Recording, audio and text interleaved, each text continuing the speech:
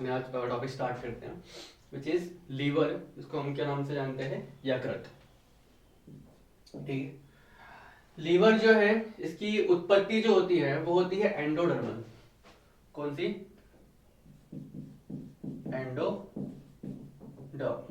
ठीक है, एंडोडर्म उसकी उत्पत्ति होती है ना। लीवर जो होता है, इसका वजन होता है कितना? 1.5 kg। 1.5 kg, है ना।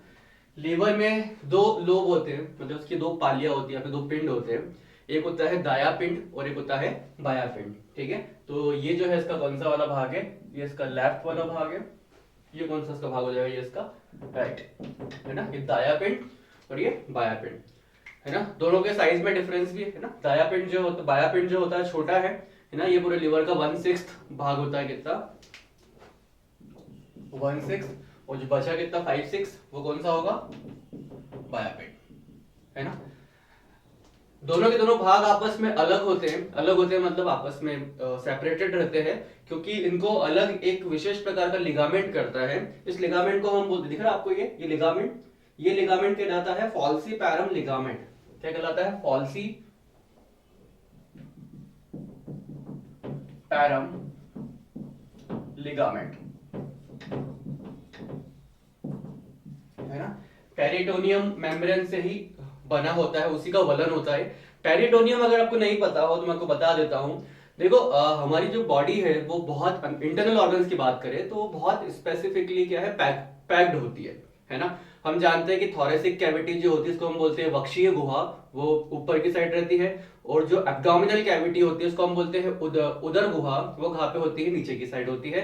और वो दोनों आपस में सेपरेटेड रहती है, आपस में पृथक की जाती है। किसके द्वारा? डायफ्राम के द्वारा।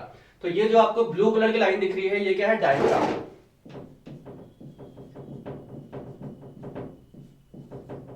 है ना। ये क्या है? डायफ्राम। डायफ्राम जो होती है, इसके ऊपर कौन सी? वक्षीय गुहा। ये कौन सी गुहा चल रही है आपकी? आपकी उदर गुहा चल रही है, जहां पे सारी उदरीय अंग पाए जाते हैं, जिसको हम बोलते हैं एब्डोमिनल ऑर्गन्स। ठीक है। अब वक्षीय गुहा जो है, ये उसके ऊपर का जो भाग रहता है उसमें पाया जाता है क्या? फेफड़े, बोलो तो हम लंग्स, है ना। और उदर गुहा में पाया जाता है हमारा पूरा पाचन तंत्र में जितने भी अंग होते हैं वो सारे अंग यहाँ पाए जाते हैं। ये पूरा जो उदरी गुहा है, इसके आसपास एक पूरी पैकेजिंग होती है एक मेम्ब्रेन की। उस मेम्ब्रेन को हम बोलते हैं पेरिटोनियल मेम्ब्रेन। क्या बोलते हैं?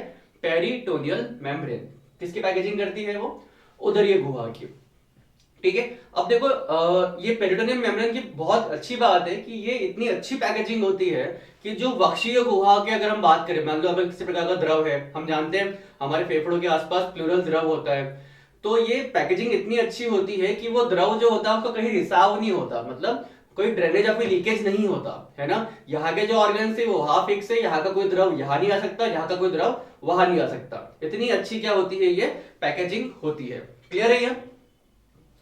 अब देखो पेरिटोनियम मेम्ब्रेन के आधार पे हमने अंगों का भी वर्गीकरण कर रखा है। वह अंग जो पेरिटोनियम मेम्ब्रेन के अंदर होते हैं उसको बोलते हैं अंतः पेरिटोनियल अंग। वह अंग जो उसके बाहर होते हैं उनको बोलते हैं बाहर बाह्य पेरिटोनियम अंग, मतलब उसके जो नीचे की साइड होते हैं उसको बोलते हैं सब पेरिटोनियम अंग। और वह अंग जो उसके पीछे होते हैं उसको बोलते हैं हम रेटेरो पेरिटोनियल ऑर्गन। क्या बोलते हैं उनको?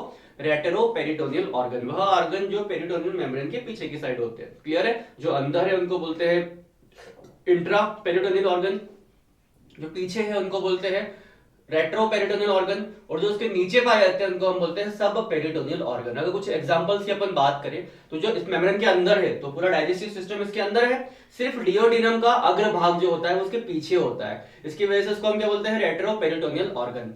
हम जानते हैं इस साइड किडनी भी होता है, तो इस साइड किडनी को कौन सी जाएगी? आपकी रेट्रो पेरिटोनियल ऑर्गन में। ठीक है। अब बात करते हैं सब पेरिटोनियल ऑर्गन की। तो सब पेरिटोनियल ऑर्गन्स में कौन से अंग आते हैं? गॉनेट्स, है ना। इसकी हम बात करते हैं जननांग, जिसमें आता है टेस्टिस एंड ओवरीज, वो कहां पे आते हैं? सब पेरिटोनियल ऑर्गन, क्योंकि वो उस मेम्ब्रेन के नीचे रहते हैं, या फिर उसके ऊपर क्या पाई जाती है? Peritoneal membrane. क्लियर है पेरिटोनियल मेम्ब्रेन की कहानी? तो यही पेरिटोनियल मेम्ब्रेन का वलन, है ना, काय का फॉर्मेशन करता है? फाल्सीपैरम लिगामेंट का। ये रेड कलर की लाइन जो जा रही है वो क्या होगी? आपकी पेरिटोनियल मेम्ब्रेन। लिख देते हैं इसको अपन।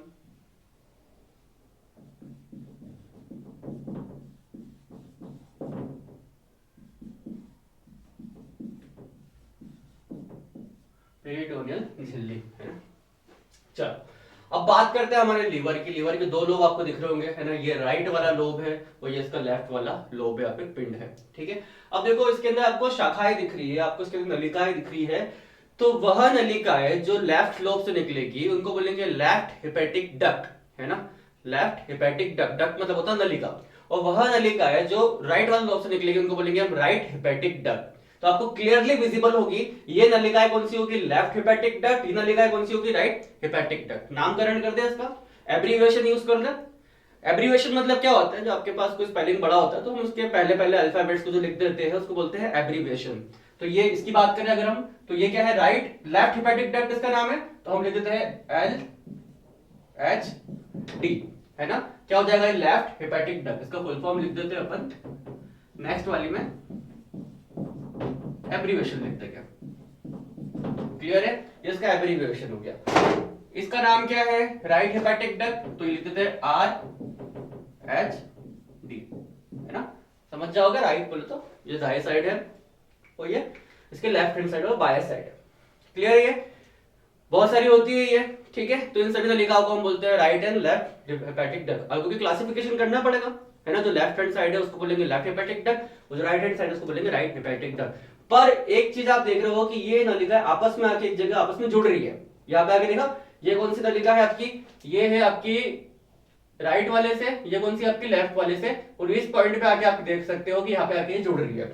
तो वह भाग जहां पे लेफ्ट हेपेटिक डक्ट और राइट हेपेटिक डक्ट संयुक्त हो जाती है उसको हम बोलते हैं कॉमन हेपेटिक डक्ट। क्या नाम है इसका, कॉमन हेपेटिक डक्ट। क्लियर है, कोई डाउट नहीं है, क्लियर, ठीक है। चलो देखो अब यकृत के काम की बात करते हैं। यकृत का मेन फंक्शन क्या होता है। यकृत हालांकि हमारी बॉडी में बोला जाए तो एक बहुत बड़ी केमिकल फैक्ट्री बोल सकते हैं, क्योंकि आप अधिकतम बहुत ही प्रकार की रासायनिक अभिक्रियाएं इसके अंदर चलती रहती है ना। पर इसका एक मेन मोटिव काम जो इसके डाइजेस्टिव इसका जो काम होता है कि हमारे पाचन तंत्र में इसकी जो मुख्य भूमिका होती है कि एक प्रकार का ये पाचक रस का स्त्रावण करता है, उसका संश्लेषण करता है, जिसका नाम क्या होता है हमारा पित्त रस, जिसको हम बोलते हैं बाइल, है ना। तो यकृत जो होता है वो क्या करता है, बाइल का निर्माण करता है, पित्त रस का निर्माण करता है, और ये बाइल जो होता है ये एक पर्टिकुलर भाग में आके क्या होता है, संचित हो जाता है, मतलब वहां पे आके स्टोर हो जाता है ना। तो हमारे इस पर्टिकुलर एरिया का वह भाग जहां पे बाइल या फिर हमारा पित्त रस संचित होता है, उस अंग को हम बोलते हैं पित्ताशय। ये थैलेनुमा संरचना होती है, ठीक है। तो ये थैलेनुमा संरचना आपको दिख रही है, इसका नाम क्या है, पित्ताशय, पित्ता, नाम भी क्लियर है, क्योंकि जो पित्त रस का क्या करे, संचरण करे, उसको बोलेंगे पित्ताशय। तो ये क्या है हमारा पित्ताशय, ये ऑर्गन दिख रहा है आपको, ठीक है। यहाँ पे क्या होता है, यह ध्यान रखना, पित्ताशय में बाइल का निर्माण नहीं होता, पित्ताशय में क्या नहीं होता, पित्त रस का निर्माण नहीं होता, यहाँ पे सिर्फ क्या होता है, पित्त रस संचित होता है। क्लियर है ये।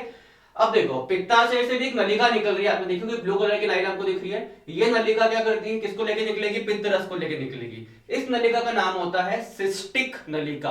क्या बोलते हैं उसको, सिस्टिक नलिका। इसका नाम लिख देते हैं हम लोग यहाँ पे, यहां से निकाल के लाए, यहाँ पे लिख देते हैं, क्या नाम है इसका, सिस्टिक डक्ट, डक्ट मतलब नलिका। क्लियर है ये कहानी, क्लियर है। अभी देखो सिस्टिक डक्ट भी यहाँ पे आके, या ऊपर जो नलिका थी आपकी यार से कॉमन हेपेटिक डक्ट, इससे आके क्या हो रही है, जुड़ रही है इस जगह। तो यहाँ पे हम मार्क कर ले, है ना, यहाँ पे आके ये सिस्टिक डक्ट किससे आके जुड़ गई, कॉमन हेपेटिक डक्ट से आके जुड़ गई।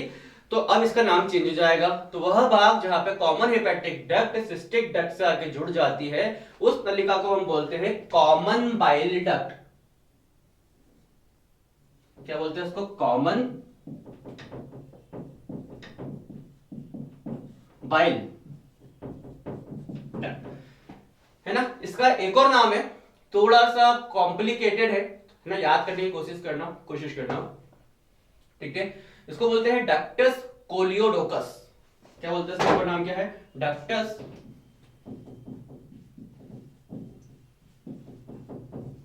कोलियोडोकस, है ना। अब वैसे भी आप बायोलॉजी पढ़ रहे हो तो इस टाइप के नाम याद करने की आदत अभी से डाल लो, है ना, क्योंकि हम अधिकतम टाइम हम लोग बहुत इजी नाम के ऊपर डिपेंडेंट नहीं हो सकते, क्योंकि हम जानते हैं कि मैक्सिमम जो बॉडी ऑर्गन्स है जिनका हम लोग हिंदी कर सकते थे उनका हिंदी हो चुका है। बाकी आज भी ऐसे बहुत सारे न्यूरो ट्रांसमीटर है ना, फिर बहुत सारे ऐसे ऑर्गन है जिनका हिंदी नहीं हो पाया है ना। तो कोशिश ये करना कि थोड़ा सा मेडिकल टर्म्स भी याद करते हो चलो। हम लेक्चर हिंदी में बना रहे हैं ताकि हम एनसीईआरटी में जो हिंदी के वर्ड्स हैं उनको हम लोग को कन्वर्ट ना करना पड़े, है ना। इसकी वजह से हम लोग लेक्चर हिंदी में बना रहे हैं। बाकी एक चीज ध्यान रखना, जो मेडिकल टर्मिनोलॉजी है उसको कभी भी ना प्रॉपर हिंदी में ढूंढने का याद करने की कोशिश मत करना, क्योंकि आप भी जानते हो कि इन फर्दर एमबीबीएस कोर्स कोई भी मेडिकल टर्म जो होगा वो हिंदी में तो आएगा नहीं, है ना। टेक्निकल कोर्स हिंदी में नहीं होते, प्रोफेशनल कोर्स भी हिंदी में नहीं होते, है ना। चलो ठीक है, डक्टस कोलियोडोकस या फिर कॉमन बाइल डक्ट, इसका नाम हो जाएगा किसका, जब common hepatic duct cystic duct से जाके मिलती है उस डक्ट को हम बोलते हैं क्या, डक्टस कोलियोडोकस या फिर कॉमन बाइल डक्ट। ये डक्ट किसको कैरी करती होगी, बाइल को या फिर पित्त रस को। अब देखो ये आपने देखा होगा, ये जो कॉमन बाइल डक्ट यहाँ पे आप देख रहे हो यहाँ से आ रही है, वो जाके किसमें ओपन हो रही है, ये हमारा कौन सा एक भाग है, ये हमारा छोटी आंत का सबसे पहला भाग है, इसको हम बोलते हैं डिओडिनम।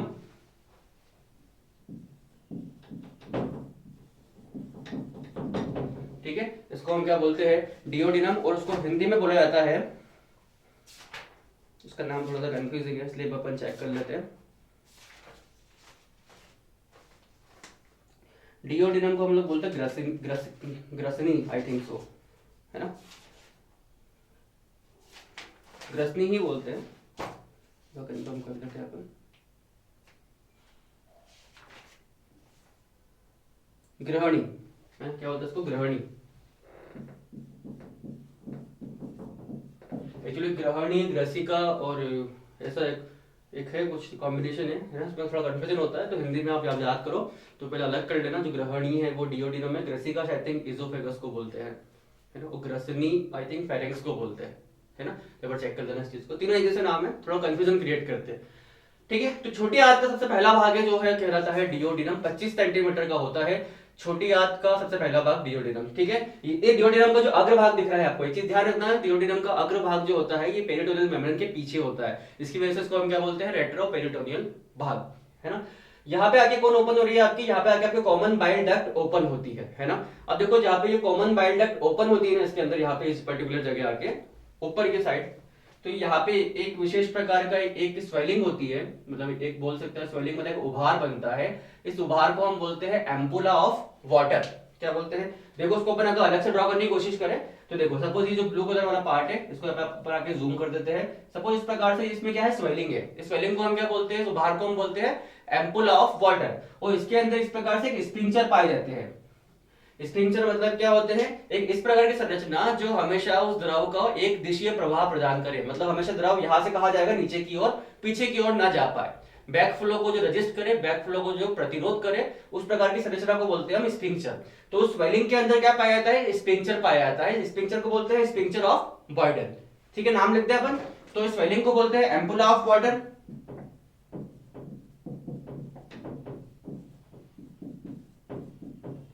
और स्पिंचर को हम बोलते हैं स्पिंचर ऑफ बॉयडन।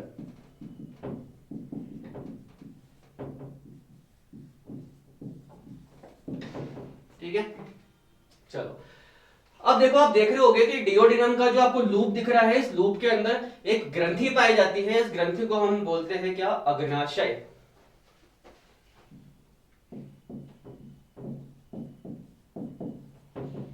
क्या बोलते हैं, अग्नाशय।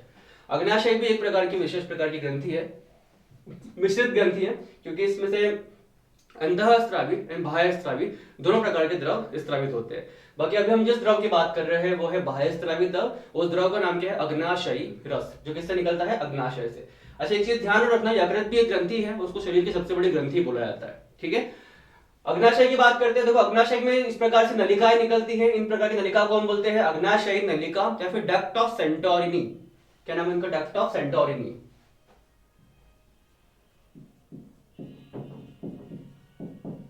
अग्नाशयी नलिका या फिर duct of Santorini.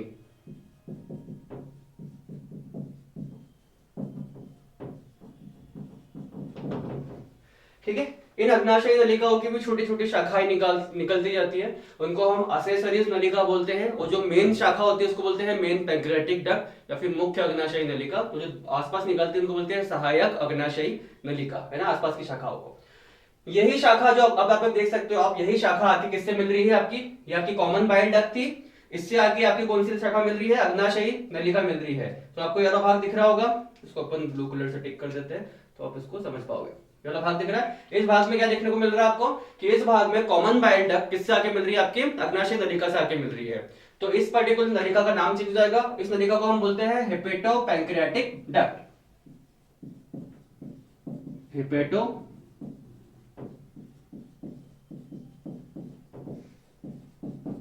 Hepato pancreatic duct, नाम क्लियर है। हेपेटो मतलब क्या, जो लीवर से आ रही थी, क्या नाम था इसका, कॉमन बाइल डक्ट। पैंक्रियाटिक मतलब क्या, जो अग्नाशय से आ रही थी, क्या नाम था उसका, अग्नाशयी नलिका। अब दोनों मिल चुकी है तो नाम क्या हो जाएगा, हेपेटो पैंक्रियाटिक डक्ट। ये नलिका पे आप देखो किसमें ओपन हो रही है, जाके डिओडिनम में जाके ओपन हो रही है, दिख रहा है भाग, इसको अपने आप से डार्क कर देते हैं। तो जब ये डिओडिनम में आके ओपन होती है, ग्रहणी में आके ओपन होती है, तो वापस से इसमें एक प्रकार का एक ऐसा स्वेलिंग बनती है, एक एम्पुला बनता है। और ये जो एम्पुला होता है इसमें क्या पाया जाता है, विशेष प्रकार का स्पिंक्चर पाया जाता है। समझ लेते हैं, वापस से यहाँ पे क्या बना, स्वेलिंग बना, और स्वेलिंग के अंदर क्या पाया जाता है, स्पिंक्चर। ठीक है, इस स्पिंक्चर का नाम है, बहुत ही इंपॉर्टेंट है, इस स्पिंक्चर का नाम है गाड़ी के नाम पे है ना, बस गाड़ी के नाम की स्पेलिंग थोड़ी अलग है। इसको कहते हैं स्पिंक्चर ऑफ ओडी। क्या नाम है इसका, स्पिंक्चर ऑफ ओडी। बहुत ही महत्वपूर्ण क्वेश्चन है ये, है ना, क्वेश्चन पूछा भी गया इससे। हेपेटोपैंक्रियाटिक डक्ट जब डिओडिनम में जाके ओपन होती है तो उसके प्रवाह को गाइड, उसके प्रवाह को गार्ड कौन करता है, तो उसके प्रवाह को गार्ड कौन करता है, मतलब गार्ड मतलब कंट्रोल जो करता है वो कौन करता है, स्फिंक्चर ऑफ ओडी, है ना। और जब कौन सी कॉमन बाइल डक्ट ओपन होती है डिओडिनम में तो उसमें कौन सा स्फिंक्चर है, स्फिंक्चर ऑफ बॉयडन। ठीक है, तो इस प्रकार से हम देख सकते हैं किसका स्ट्रक्चर होता है, लीवर का। अलग अलग प्रकार की नलिकाएं आपस में मिलकर कॉमन नलिका बनाती है। और फिर देखो आप चीज नोटिस करना, यकृत से निकलने वाला पित्त रस, अग्नाशय से निकलने वाला अग्नाशय रस, और आंत का खुद का आंत रस, ये सब कहां पे ओपन हो रहा है, डिओडिनम में। तो डिओडिनम में बहुत सारे प्रकार के रस ओपन होते हैं। इसकी वजह से स्मॉल इंटेस्टाइन को हम बोलते हैं, ये बहुत इंपॉर्टेंट साइट है किसकी, डाइजेशन की भी और एब्जॉर्प्शन की भी, इसलिए हम स्मॉल इंटेस्टाइन को बोलते हैं कि it is the main site for digestion and absorption. मतलब ये मुख्य एक जगह है जहां पे पाचन भी होता है और अवशोषण भी होता है। ठीक है, ठीक है, चलो अब लोग स्टार्ट करते हैं हम लोग next part which is called tongue, जिसको हम क्या बोलते हैं, जिह्वा। ठीक है, जिह्वा जो होती है हम जानते हैं, हमारे जो ओरल कैविटी हमने देखी थी, हमारी मुख गुहा जो थी, है ना, यहाँ पे एक मांसल चपटी संरचना होती है। मांसल बोले तो मस्कुलर, मांसल चपटी संरचना, है ना। अब इसके हम भागों की बात करें तो पश्च भाग से ही एक उपकरण से जुड़ी होती है, उसको बोलते हैं हम हायोइड उपकरण। कौन से भाग से, इसके पश्च भाग से। पश्च भाग से किससे जुड़ी होती है, ये हायोइड उपकरण, है ना, पीछे की साइड। अग्र भाग से तो ये मुक्त होती है ना, आगे की साइड से तो मुक्त, ओपन है ये, है ना, फ्री है ना।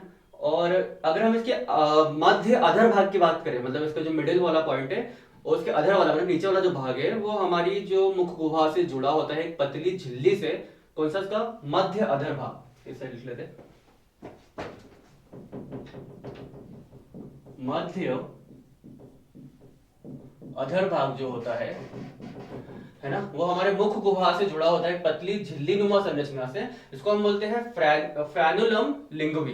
क्या बोलते हैं, फ्रैनुलम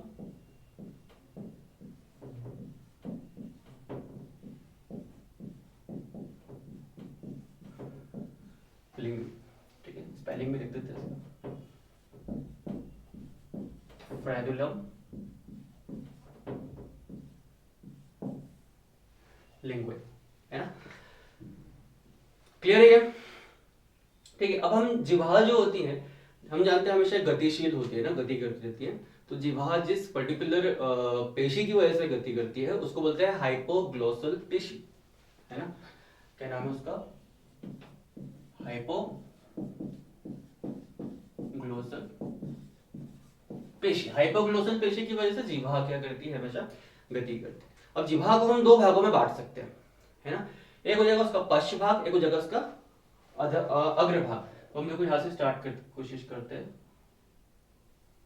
है ना। ये सपोज इसका पश्च भाग हो जाएगा, है ना।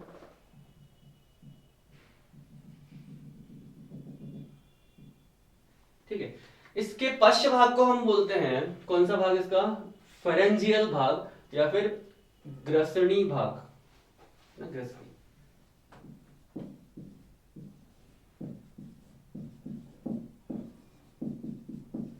उसका अग्रभाग, क्योंकि वो ओरल कैविटी में है, मुख गुहा वाले भाग में है, इसलिए हम बोलते हैं इसको ओरल भाग। ठीक है, इसका फेरेंजियल भाग और इसका ये आगे वाला जो भाग है, इसको हम नाम भी देते हैं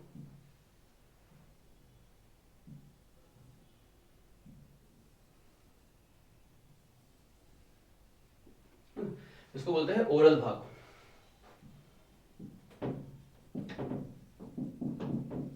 ठीक है, इन दोनों को जो सेपरेट करता है, इन दोनों को जो अलग करता है, उसको हम लोग बोलते हैं सल्कस।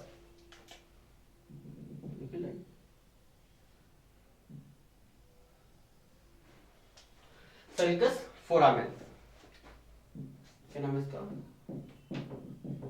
Sulcus foramen. और सल्कस फोरामेन जो है, इसके बिल्कुल मध्य भाग जो है, या पीछे की साइड जो हम देखा जाए तो क्या पाए जाते हैं, एक लसीकीय उत्तक पाए जाते हैं।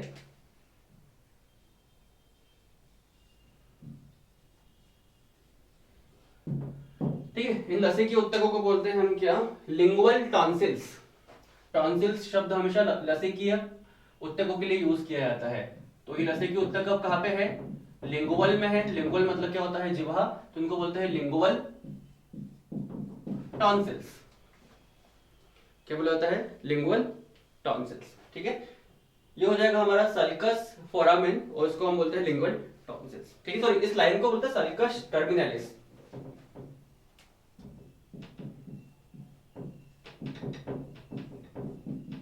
है ना, सल्कस टर्मिनालिस। हाँ, और इस सल्कस टर्मिनालिस के सबसे मध्य में एक गर्त होता है, मतलब एक डिप्रेशन होता है इस जगह, ये, इसको बोलते हैं फोरामेन सिकम। ठीक है,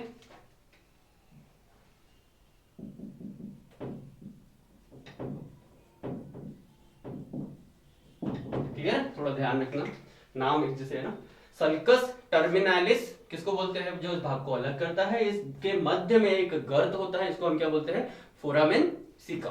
क्लियर है, इसका पश्च भाग क्लियर है। टॉन्सिल्स आप जानते हो लसीकी उत्तक होता है, इनका मेन काम क्या होता है, लिम्फोसाइट सेल्स का बनाना और शरीर को प्रतिरक्षा तंत्र, है ना, उसको मजबूत करना। अब हम बात करते हैं इसके अग्रभाग की, इसके ओरल भाग की। इसके ओरल भाग में क्या पाई जाती है, बहुत सारी पैपिला पाई जाती है। क्या पाई जाती है, पैपिला, जिनको हम किस नाम से जानते हैं, रसांकुर, है ना, अंकुर बोलते हैं। पैपिले को क्या बोलते हैं, अंकुर। ठीक है, कुल 4 प्रकार की पैपिला पाई जाती है, जिसमें से एक जो होता है, कौन सा होता है, इसका अवशोषी होता है। सबसे पहली पैपिला का हम नाम करते हैं, क्योंकि इसका स्ट्रक्चर किसके जैसा है, फंजाई जैसा होता है, मतलब कवक रूपी होता है, इसकी वजह से इसको बोलते हैं कवक रूपी अंकुर, है ना, फंजी फॉर्म पैपिला। ठीक है, ये पूरी जिह्वा पे डिस्ट्रीब्यूटेड होती है, बाकी अधिकतम कहाँ पाई जाती है, इसके अग्रभाग में।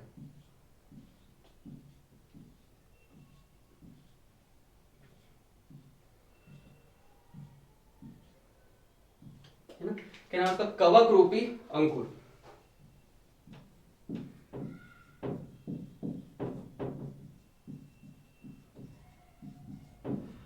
इस पैपिला की संख्या जो होती है मध्यम होती है, मतलब ना बहुत ज्यादा ना बहुत ज्यादा कम, है ना, और ये जिह्वा को कौन सा, गुलाबी रंग प्रदान करती है।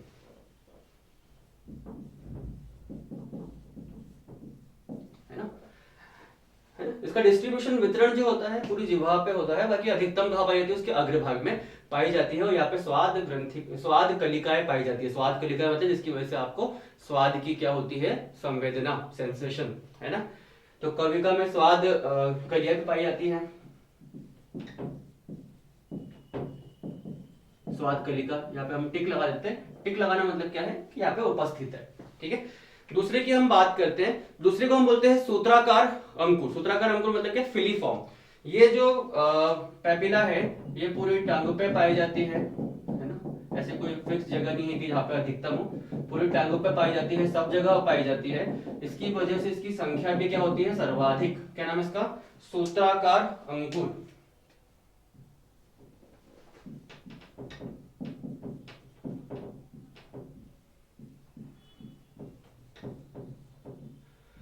इसकी संख्या क्या है, सर्वाधिक। संख्या इसकी है सर्वाधिक, पर इसका आकार है सबसे छोटा। ठीक है, आकार में क्या है, सबसे छोटी है। ठीक है, और एक और इंपॉर्टेंट चीज, यहाँ पे स्वाद कलिकाएं अनुपस्थित होती है। क्या होती है, स्वाद कलिकाएं, टिक लगा दे वाला, इसका मतलब क्या है, अनुपस्थित। स्वाद कलिकाएं क्या होती है, अनुपस्थित। क्लियर। संख्या सर्वाधिक, आकार में सबसे छोटी, और स्वाद कलिकाएं क्या है, इसमें अनुपस्थित। फिर हम बात करें सबसे आखिरी अंकुर की, जो बिल्कुल पश्च भाग पे होता है, किसके, सल्कस टर्मिनलिस के बिल्कुल नजदीक होता है। इसका आकार कैसा होता है, वृत्तनुमा, है ना। इसकी संख्या भी इतनी ही होती थी, अपने बनाई 8 से 12 की संख्या होती है। इसको बोलते हैं परिवृत्त अंकुर। क्या बोलते हैं इसको, परिवृत्त अंकुर। वृत्तनुमा आकृति है इसकी, आकृति बड़ी भी है। संख्या कितनी होती है, 8 से 12, है ना। किस साइड है ये, आपके सल्कस टर्मिनलिस के बिल्कुल नजदीक होती है, पश्चिम भाग में होती है। 8 से 12 संख्या इनकी संख्या होती है। तो संख्या में तो क्या हो गई, सबसे कम, है ना। यहाँ पे सर्वाधिक थी, संख्या यहाँ पे क्या हो जाएगी, कम, सबसे कम हो जाएगी।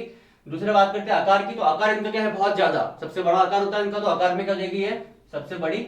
और फिर बात करते रस, इसमें भी स्वाद कलिकाएं क्या होती है, उपस्थित, तो क्या कर देंगे अपन, टिक लगा देंगे। क्लियर है ये।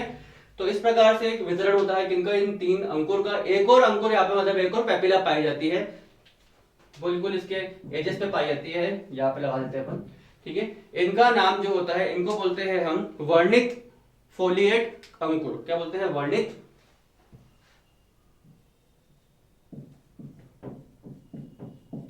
फोलिएट। अधिकतर फोलिएट नाम से जानते हैं, फोलिएट अंकुर, है ना। कहां पे, उनके जिह्वा के एजेस पे होता है, क्या नाम है इसका, वर्णित फोलिएट अंकुर। और ये इतना महत्वपूर्ण नहीं है, क्योंकि ये मानव के जिह्वा में क्या होता है, अवशेषी अंग होता है। इसका कोई भी फंक्शन, अवशेषी मतलब इसका कोई कार्य नहीं है, इसका कोई कार्य नहीं होता, ये अवशेषी अंग है। क्लियर है। क्या नाम है इसका, वर्णित फोलिएट अंकुर। इस प्रकार से ये हमारा इसका स्ट्रक्चर हो जाएगा, हमारी टंग का, जिह्वा का, है ना। एक चीज ध्यान रखना, हम जानते हैं कि जब भी हम किसी काई की बात करते हैं, हम किसी सेंसरी ऑर्गन की बात करते हैं, मतलब किसी संवेदी अंग की बात करते हैं, जहां से आपको संवेदनाएं ग्रहण होती है, तो वहां पे एक विशेष प्रकार के रिसेप्टर या फिर ग्राही पाए जाते हैं, है ना। तो स्वाद की संवेदना के लिए जो ग्राही पाए जाते हैं, उनको बोलते हैं गस्टेटो रिसेप्टर। क्या नाम होता है उनका, गस्टेटो रिसेप्टर। यहाँ पे लिख देते हैं अपन, स्वाद की संवेदना के लिए जो ग्राही होते हैं, उनको बोलते हैं गस्टेटो रिसेप्टर, मतलब ग्राही, है ना। स्वाद ग्राही भी बोलते हैं इसको हिंदी में, बट इंग्लिश में इसको बोला जाता है क्या, गस्टेटो रिसेप्टर, जो किसके लिए उत्तरदायी है, स्वाद की संवेदना के लिए। ठीक है, ठीक है। चलो अब हम लोग हमारा जो अगला पार्ट है उसको डिस्कस करते हैं, विच इज टीथ। क्या नाम है उसका, दांत,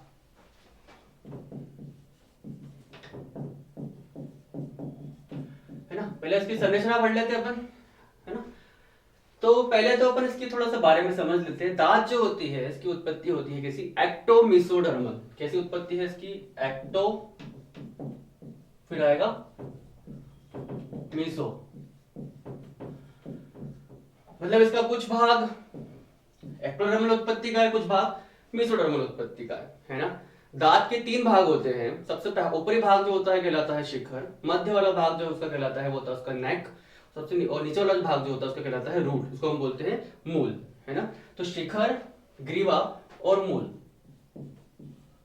3 भाग होते हैं। शिखर, मध्य भाग होता है ग्रीवा, और अंदरी भाग जो होता है वो कहलाता है मूल। शिखर को बोलते हैं क्राउन, ग्रीवा को बोलते हैं नेक, और मूल को बोलते हैं रूट, है ना। तो क्या अंतर है, देखो दांत का भाग जो एक्सपोज्ड होता है, एक्सपोज मतलब जो बाहर की साइड रहता है है ना, जिसका मुख्य फंक्शनिंग काम वही होता है ना, चबाने का, उसको बोलते हैं हम क्या? अभी जो मसूड़ा एक काम करो आप, डेफिनेट आप जो आपका स्टैंडर्ड है वो बना लो मसूड़ा। जो मसूड़े के ऊपर है उसको बोलेंगे शिखर, जो मसूड़े में दबा है उसको बोलेंगे ग्रीवा, और जो मसूड़े के अंदर है उसको बोलेंगे क्या? मूल। क्लियर है? तो ये मसूड़े के ऊपर होता है, ठीक है, ये अंदर और ये उसके नीचे है ना, कोई याद करने की जरूरत नहीं डेफिनेशन। ठीक है, अब बात करते हैं हम इसके स्ट्रक्चर की। तो देखो इस प्रकार से हम लोगों को ड्रॉ करें तो ये सबसे भारी भाग हो जाएगा दांत का, है ना। दांत का सबसे भारी भाग मैंने अभी बताया आपको, क्या बोलते हैं उसको हम? शिखर। कौन सा भाग हो जाएगा? क्राउन, है ना, शिखर मतलब समझ जाना। क्राउन जो होता है ये बना होता है एक विशेष प्रकार के सब्सटेंस का, ये बहुत ही महत्वपूर्ण सब्सटेंस है ना। क्राउन बना होता है एक विशेष प्रकार के सब्सटेंस का, इसको बोलते हैं इनेमल, और इनेमल की उत्पत्ति होती है एक्टोडर्मल। ई से ध्यान रखना, इसकी इंग्लिश में स्पेलिंग तो ई से होती है, बाकी इसको एग्जैक्टली ऐसे इनामल बोलते हैं लोग, है ना।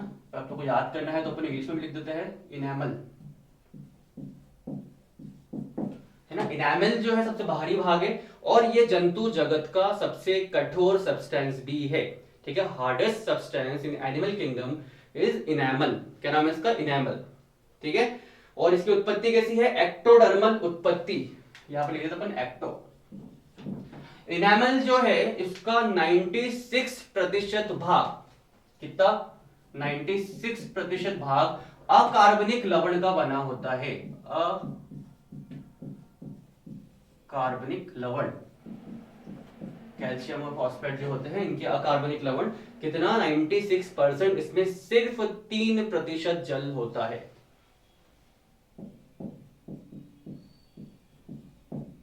ना, और बाकी केराटिन एंड ओसिन नाम के प्रोटीन।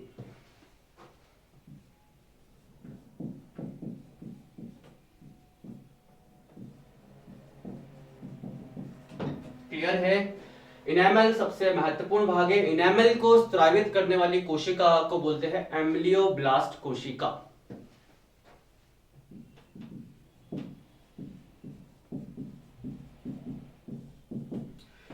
यह कोशिका इनेमल स्रावित करती है।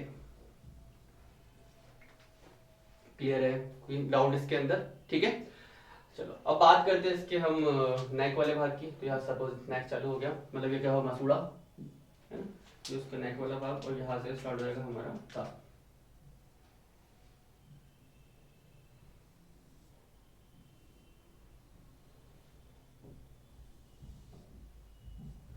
ठीक है, अब देखो इसके मध्य वाले भाग की हम बात करें अगर, तो ये जो भाग बना होता है मतलब अधिकतम दांत का, मतलब पूरा दांत का जो मांस जो होता है, मांस मतलब उसका भार, वो बना होता है एक विशेष प्रकार के सब्सटेंस का, जिसको हम बोलते हैं क्या? डेंटिन। क्या बोलते हैं? डेंटिन।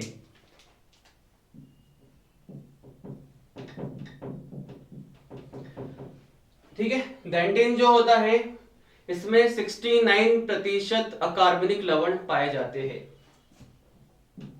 परसेंट लिख दूं, समझ जाओगे? ठीक है, डेंटिन को बनाने वाली कोशिका को बोलते हैं ओडोंटोब्लास्ट कोशिका। ओडोंटोब्लास्ट।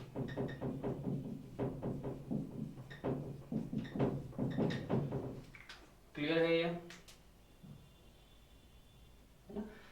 ये जानते हैं हमारे दांत जो होते हैं वो आसपास एल्वियोली बोन होती है, कौन सी? ये आसपास जो बोन होगी कौन सी होगी? Alveoli bone.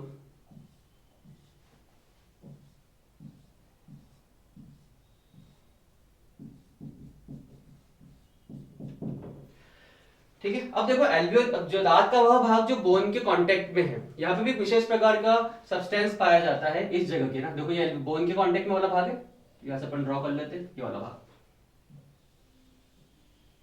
ठीक है, जैसे रेड वाला पार्ट हटा दो। ठीक है, इस भाग की बात कर रहे हैं हम। तो दांत का वह भाग जो एल्वियोली के कांटेक्ट में होता है ना, उसके संपर्क में रहता है, इसको बोलते हैं हम क्या? सीमेंट, है ना, वही सीमेंट। सीमेंट का काम होता है जोड़ने का, है ना, तो ये भी सीमेंट ही है, जोड़ रहा है जिसको, किससे? हमारी अस्थि से, जिसमें दांत ढसा हुआ है ना। तो इसको हम बोलते हैं सीमेंट, और इसमें कितना 65% क्या होता है, अकार्बनिक लवण। और सीमेंट कौन बनाता है, सीमेंटोसाइट कोशिका, सीमेंटो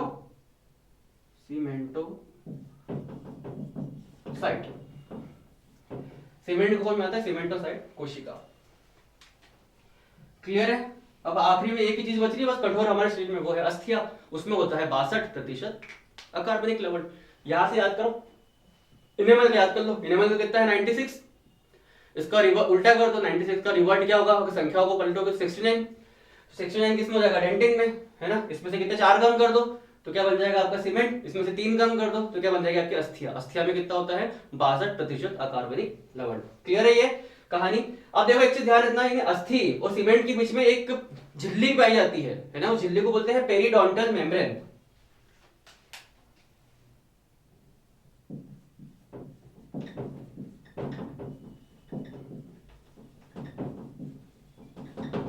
पेरिडोंटल झिल्ली अस्थि और सीमेंट के बीच में पाई जाती है। अब देखो ये आपको यहाँ पे आपने देखा होगा दांत के नीचे एक अपर्चर बन गया होगा, एक छिद्र बन गया होगा, बायोलॉजी में छिद्र को बोला जाता है फोरामेन, उसको बोलते हैं एपिकल फोरामेन।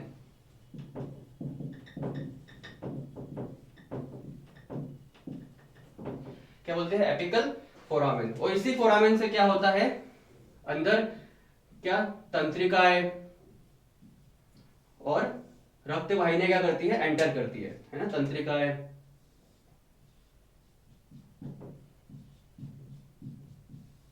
इसी फोरामेन से क्या करती है, दांतों के अंदर एंटर करती है। अब एक चीज देखो, ये आपको रक्त वाहिनियां दिख रही है, ये रक्त वाहिनियां देखो कहां पे जाती होगी, डेंटिन के अंदर, है ना। डेंटिन के अंदर हम जानते हैं कि यहाँ पे कौन सी कोशिका पाई जाती है, डेंटिन के अंदर ओडोंटोब्लास्ट कोशिका पाई जाती है। समझना, रक्त वाहिनियां डेंटिन के पास जाती होगी, डेंटिन में ओडोंटोब्लास्ट कोशिका को पोषण देती होगी, ओडोंटोब्लास्ट कोशिका डेंटिन का निर्माण करती होगी। तो डेंटिन अभी सपोज इतना है तो डेंटिन अभी और बन गया, कितना और बन गया, इतना और बन गया, बन गया डेंटिन इतना और। तो अब देखो डेंटिन जब बन रहा है तो आप ये देख रहे हो गुहा, ये गुहा क्या हो रही है, कम हो रही है ना। इसी गुहा को हम क्या बोलते हैं, हमारी रूट कैविटी, है ना, क्या बोलते हैं इसको, कैविटी।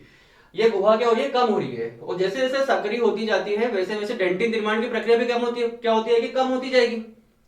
समझो, डेंटिन क्या होता है, पूरे दांत का भार होता है, पूरा दांत मैक्सिमम पार्ट कैसे बना होता है, डेंटिन का।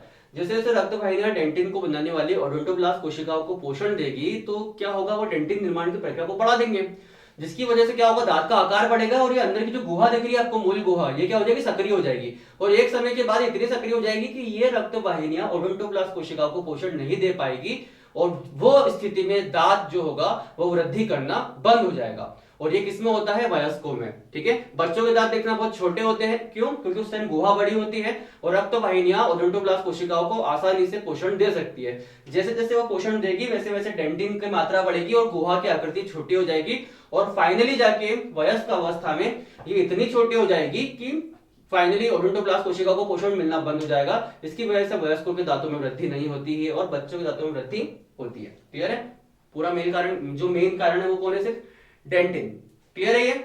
तो इस प्रकार से हमारे दांत की क्या होती है, संरचना।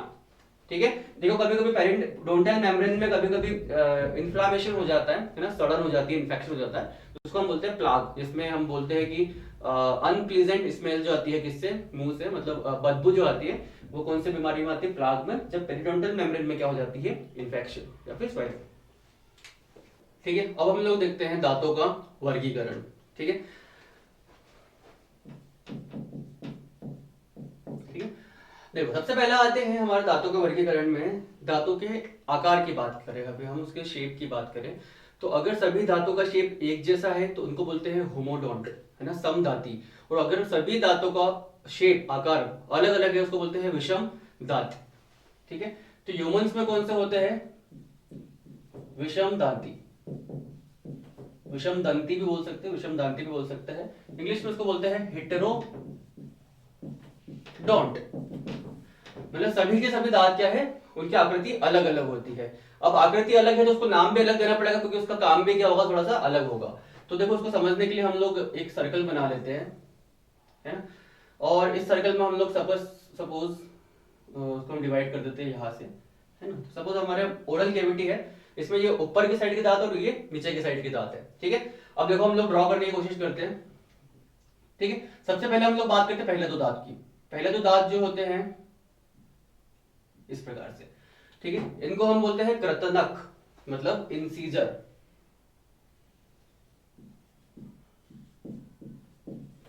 कृतनक है ना, इनकी संख्या कितनी होती है? दो। फिर एक नुकीला दांत होता है जो सामान्यतः मांसाहारी पशुओं का भी मतलब एक चारित्रिक लक्षण होता है। उस नुकीले दांत को हम बोलते हैं रदनक, है ना, ये नुकीला रहता है, इसको बोलते हैं रदनक।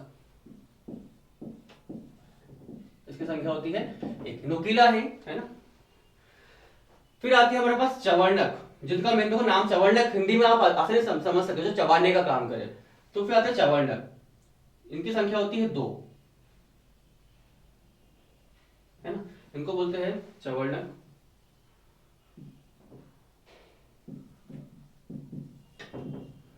ठीक है, और फिर आते हैं हमारे पास अग्र चवर्णक, जिसको हम क्या बोलते हैं, एक और नाम से जानते हैं, क्या, प्रीमोलर, है ना। एक बार नाम चेक कर लेते हैं अपन। पहले आते हैं अग्र चवर्णक, सॉरी ये है हमारे अग्र चवर्णक, प्रीमोलर, अग्र चवर्णक। और फिर बाद में हमारे पास आते हैं कौन से, चवर्णक। इनकी संख्या कितनी होती है? तीन, एक, दो और तीन। ठीक है, ये कौन से हो जाएंगे हमारे चवर्णक। क्लियर है, ये है इनकी संख्या दो, इनकी संख्या है तीन। क्लियर है ये? तो इस प्रकार से ये फॉर्मेशन करते हैं हमारे डेंटल फॉर्मूला का भी। कैसे निकलेगा डेंटल फॉर्मूला अभी बता देते हैं आपको, समझो। कृतनक कितने हैं? दो। रदनक कितने हैं? एक। अग्र चवर्णक कितने हैं? दो। और चवर्णक कितने हैं? तीन।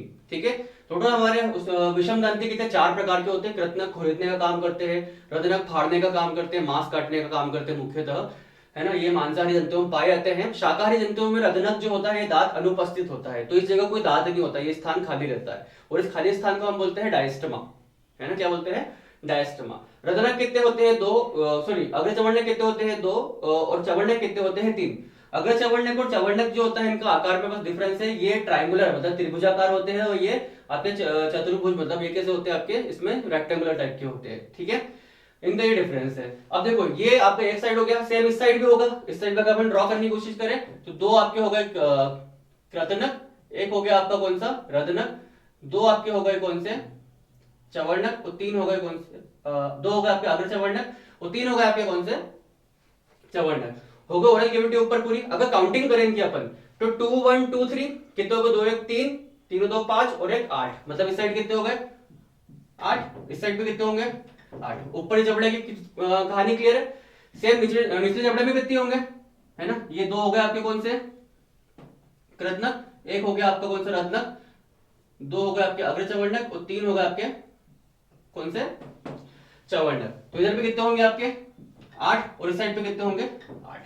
क्लियर है। अगर हम इनके फॉर्मूला निकालें इनका हम, तो एक साइड की बात करते हैं। एक साइड कितने हैं? दो कृतनक, एक रदनक, दो अग्र चवर्णक और तीन चवर्णक। ऊपर दांत में यही है, और निचले दांत की बात करें तो वहां पे भी सेम, दो एक, दो तीन। तो इस प्रकार का आपका सूत्र बन गया। सूत्र को बोलते हैं क्या? Dental formula.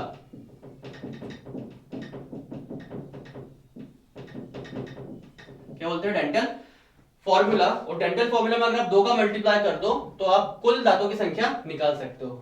क्लियर है? कितनी हो जाएगी कुल दांतों की संख्या? 32। क्लियर है कहानी है, विषम दंती क्यों बोलते हैं। ठीक है, अब चलो अब आगे की बात करते हैं। अब दूसरा हमारा वर्गीकरण का जो आधार आता है कि ये दांत आपके पूरे जीवन काल में कितनी बार उगते हैं। अगर एक बार उगते हैं तो बोलेंगे एक बार दंती, अगर दो बार उगते हैं तो बोलेंगे द्विबार दंती। तो हमारे ह्यूमंस में कितने दांत जो होते हैं, कौन से होते हैं? द्विबार दंती टाइप के होते हैं। कौन कौन से दांत होते हैं देखो, उसको हम ब्लू कलर से टिक कर देते हैं, है ना। एक तो होते हैं आपके ये कृतनक, ठीक है, ये भी आपका दो बार उगता है। ठीक है, अग्र चवर्णक जो होते हैं ये नहीं आते, 2102, और ये दोनों जो होते हैं ये कैसे होते हैं? दो बार उगते हैं। कौन कौन से दांत हो गए? कृतनक, रदनक और कौन से? आपके चवर्णक, पहला और दूसरा चवर्णक। और जो लाइफ में सिर्फ एक ही बार उगते हैं वो होते हैं आपके अग्र चवर्णक और आपका आखिरी चवर्णक। ये लाइफ में कितनी? दो बार उगते हैं। तो जो ब्लू कलर से है वो है एक बार दंती, सॉरी जो ब्लू कलर से है वो द्विबार दंती, डाइफायोडोंट बोलते हैं इसको हम। द्विबार दंती, और जो रेड कलर से है वो है एक बार दंती, मतलब जो लाइफ में सिर्फ एक बार उगते हैं, एक बार दंती, है ना। इनको हिंदी में बोलते हैं डायफायोडोंट, और इसको बोलते हैं मोनो फायोडोंट। क्लियर है ये? कौन कौन से कृतनक, प्रदनक और कौन सा पहला और दूसरा चवर्णक कौन से होते हैं? द्विबार दंती, मतलब ये शरीर में दो बार, मतलब आपकी बॉडी में अगर एक बार गिर जाते हैं तो दूसरी बार भी उगेंगे। और जो लाइफ में सिर्फ एक बार आता है, जिनको हम परमानेंट टूथ भी बोल सकते हैं, वो होते हैं कौन से? आपके अग्र चवर्णक और लास्ट, बोलो तो आखिरी चवर्णक, इसको हम बोलते हैं लास्ट मोलर। लास्ट मोलर को विजडम टीथ भी कहा जाता है। ठीक है, ठीक है। अब देखो अगले हम बात, ये हो गया आपका विषम दंती हो गया, ठीक है। एक और हमको ये भी मिल गया, द्विबार दंती टाइप के दांत पाए जाते हैं हम लोगों के अंदर। एक और की हम बात करते हैं कि हमारे जो बॉडी है, जो हम बात करते हैं कि इनकी स्ट्रक्चर की, जो आपके ये दांत है चवर्णक, इनकी ऊपरी सतह जो होती है ना, ये इनकी सतह कैसी होती है? ये छोटी और कैसी होती है? चपटी होती है। ठीक है, इसकी वजह से हमारे ह्यूमन डेंटिशन को बोलते हैं ब्यूनोडोंट।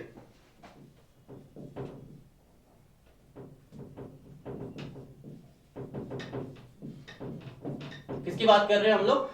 चवर्णक और अग्र चवर्णक जो है, इनकी ऊपरी सतह कैसी होती है? चपटी और छोटी होती है, मतलब ब्लंट शेप जो होता है वैसी होती है। इसकी वजह से इसको हम क्या बोलते हैं? ब्यूनोडोंट। ठीक है, अब आखिर में बात करते हैं कि ये उपस्थित कहाँ पे होते हैं। तो हम जानते हैं कि हमारे जो जबड़े होते हैं, इनकी जो सॉकेट होते हैं, उनको बोलते हैं हम एल्वियोली, है ना, कूपिगाए, क्योंकि ये हमारे सॉकेट में ढसे हुए होते हैं। इसकी वजह से इनका एक और नाम है क्या? थीकोडोंट। थी